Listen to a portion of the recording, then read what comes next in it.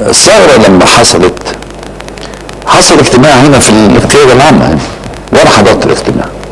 كان في كلام كتير، بعض اراء ان ممكن تتصفى، ورئيس السادات قال لاحمد اسماعيل الله يرحمه ابعت فلان على حد من القاده، قال هيقدر يصفي، راح هناك رجع قال لك لا لازم نسحب القوات من الشرق وعاوز خلاص، كلام يعني كتير جدا مش عاوزين نتكلم فيه. وكانت النتيجه طبعا ان عمل لنا اجتماع وعاوز نشوف قدراتنا ايه نقدر نمشي في ظروف الثوره دي. نعم. حصل الوزير رئيس السادات، سيد احمد اسماعيل، اسمه ده سعد الشاذلي الجامصي، قائد القوات البحريه، قائد القوات الجويه، قائد قوات الدفاع الجوي، وقائد المنطقه المركزيه، وقائد الجيوش. فبقى كان الخوف لحسن ايه؟ حد يتاثر بحكايه سحب القرار السياسي وسحب القوات من الشرق، دي كانت هتكون الطامه الكبرى.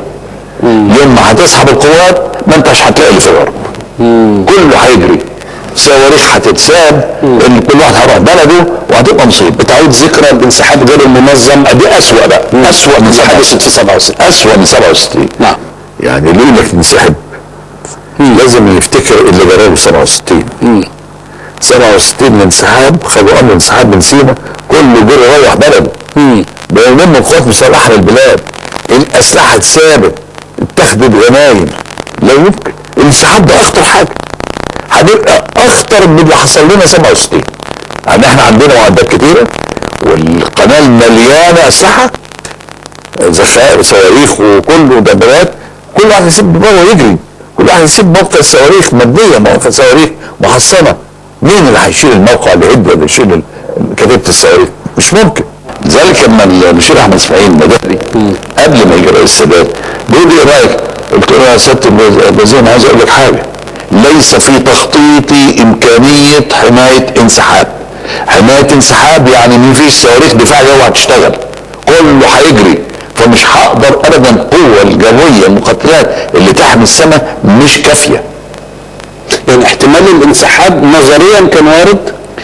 كان في بعض اراء، ما مش عاوز اذكر الاسامي، لكن انا كنت خايف من هذا الموضوع. لذلك قلت احمد اسماعيل ارجو بلغ الرئيس. سيادتك كنت مع اي وجهه نظر؟ لا عدم السحب، لا فيش حاجه اسمها انسحاب. انسحاب مين؟ تمام. اموت في الجبهه هناك لكن ما انسحبش.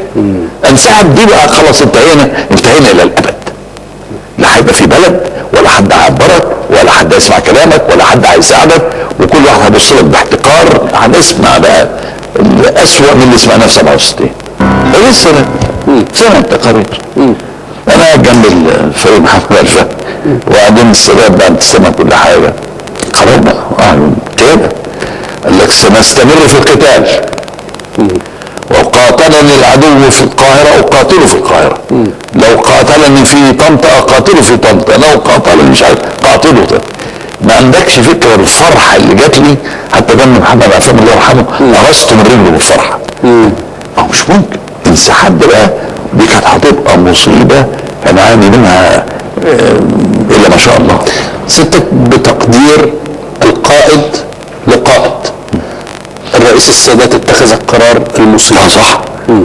اي قرار غير كده هيكون كارثه. قال لك نقاتله، لكن لما نتخاذل نجري وبعدين الله انا حتى نجري على طول مش ممكن. ان القوات المسلحه المصريه قامت بمعجزه على اي مقياس عسكري.